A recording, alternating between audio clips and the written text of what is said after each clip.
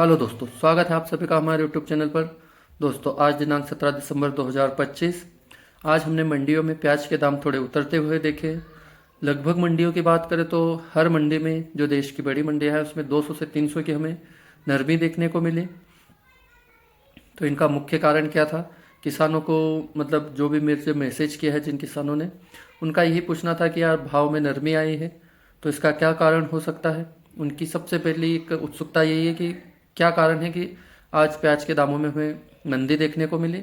दूसरा, वो माल बेचे या ना बेचे।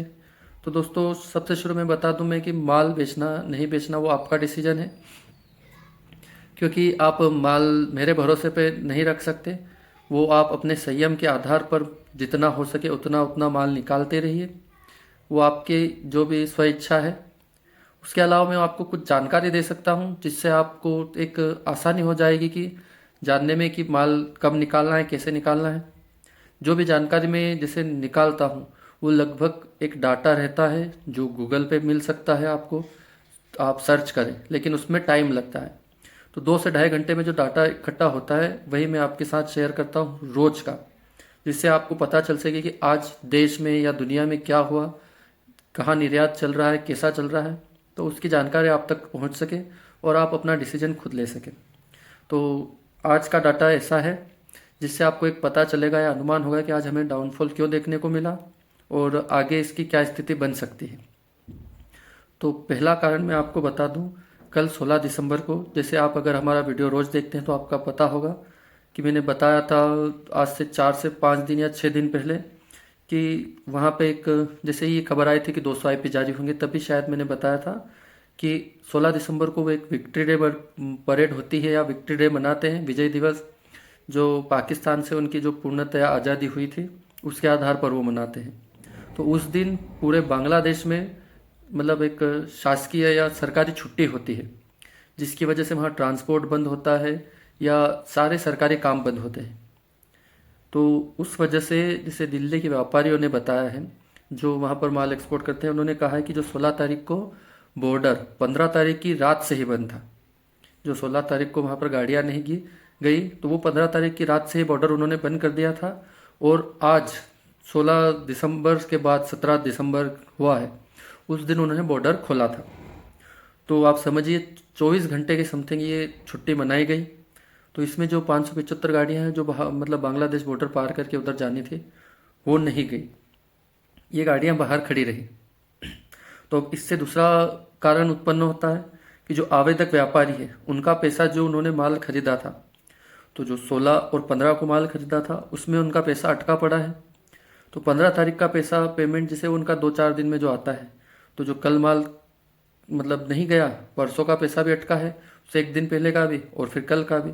तो हो सकता है कि आज उन्होंने चौथे दिन इतना पैसा लगाने की एक जोखिम नहीं लिया, क्योंकि उनका माल अभी जैसे उनको पैसा रिटर्न आएगा तो वो माल खरीदेंगे।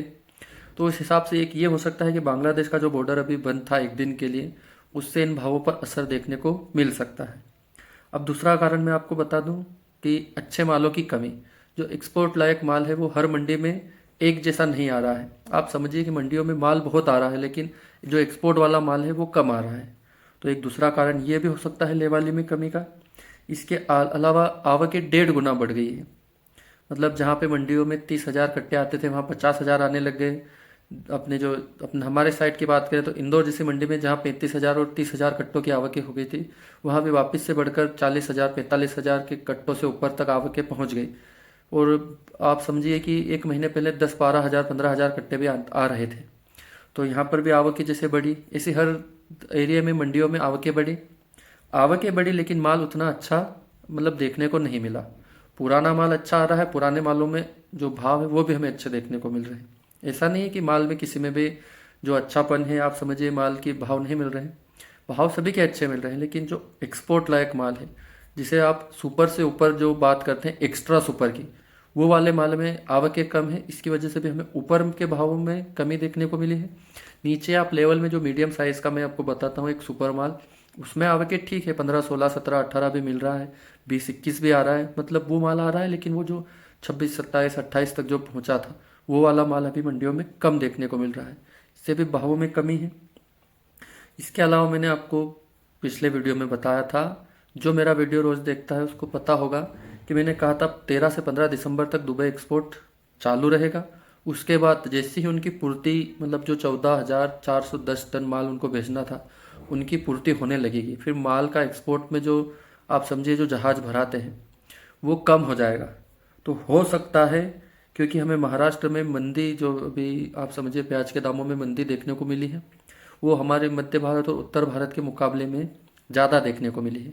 जो भाव 45-48 पार कर चुके थे वो अभी 30, 29, 27, 31 और 32 पर आ चुके हैं आज की कंडीशन में। मैंने वीडियो में बताया है भाव के। तो एक कारण ये भी हो सकता है मंदी का कि दुबई एक्सपोर्ट बंद हो चुका है। अब उससे क्या हुआ, से हुआ है कि महाराष्ट्र की गाड़ियाँ दिल्ली में आज की कंडीशन में थोड़ी ज़्यादा देखने को मिली है दिल्ली में। तो हो सकता है कि एक दो दिन में महाराष्ट्र की तरफ से भी कुछ माल बांग्लादेश की तरफ गया हो, लेकिन मैं आपको बता दूं ये बात अभी मुझे पूरी कंफर्म नहीं हुई है। दिल्ली तक माल गया है ये कंफर्म हुआ है, वहाँ के व्यापारियों से बात हुई तो उन्होंने बताया है कि हाँ महाराष्ट्र का माल आया है, इतना अच्छा नहीं आया और इतना ज़्यादा नहीं आया, पर किसी के पास 3 गाड़ी किसी के पास 4 गाड़ी, तो एक व्यापारी ने बताया था 6 से 7 गाड़ियाँ उनके पास महाराष्ट्र की आई। तो हो सकता है इसकी वजह से भी हमें थोड़ी 1-2 रुपये की मंदी देखने को मिल सकती है, क्योंकि वहाँ पर भाव 1,000 कम हुआ है। क्यों हुआ है, क्योंकि हमारे तरफ जो भाव चल रहा है वही भाव आगे भी उनको मिलेगा। तो वही भाव भाव आप समझिए वहाँ पे भी अलवर की साइड मतलब सॉरी महाराष्ट्र में जो नासिक पुणे या फिर आप समझिए लासलगांव पिपलगांव है वहाँ भी वही भाव स्थिर होने की तरफ हमें दिखने को मिल रहा है। तो हो सकता है ये भी एक कारण है। इसके अलावा आप समझिए कि जो भी ये कारण बताए मैंने, इसमें आपको सबसे मेरे को मेन कारण लगा है एक तो बांग्लादेश का, दूसरा जो महाराष्ट्र का हुआ था ये, इसके अलावा आवक है। ये 3 मुख्य कारण हैं। और जो बाकी जो कारण है आप समझिए कि एक लगभग हाँ ये कारण भी बन रहे हैं।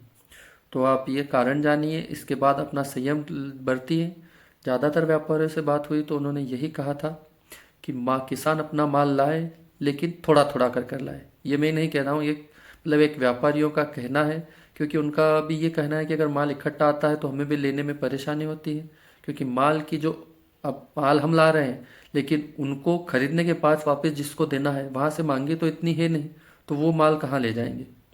तो हो सकता है इसकी वजह से भी एक भाव में डाउन देखने को मिल रहा है। राजस्थान के व्यापारी भी लगभग यही कह रहे हैं कि माल थोड़ा थोड़ा लाए, लाते रहें, रोकने का कोई नहीं बोल रहा है, लेकिन लाते रहें पर कम कम लाए और अपने संयम से लाए। दिल्ली के व्यापारी भी यही कह रहे हैं। इसके अलावा बात करूँ मैं तो जो बांग्लादेश की तरफ जिन व्यापारियों का एक्सपोर्ट हो रहा है उनमें भी लगभग का यही कहना है कि माल थोड़ा थोड़ा ही, वो भी क्योंकि वो भी इतना नहीं खरीद सकते, अंदर गाड़ियाँ तो जा नहीं रही है बांग्लादेश में 100-200।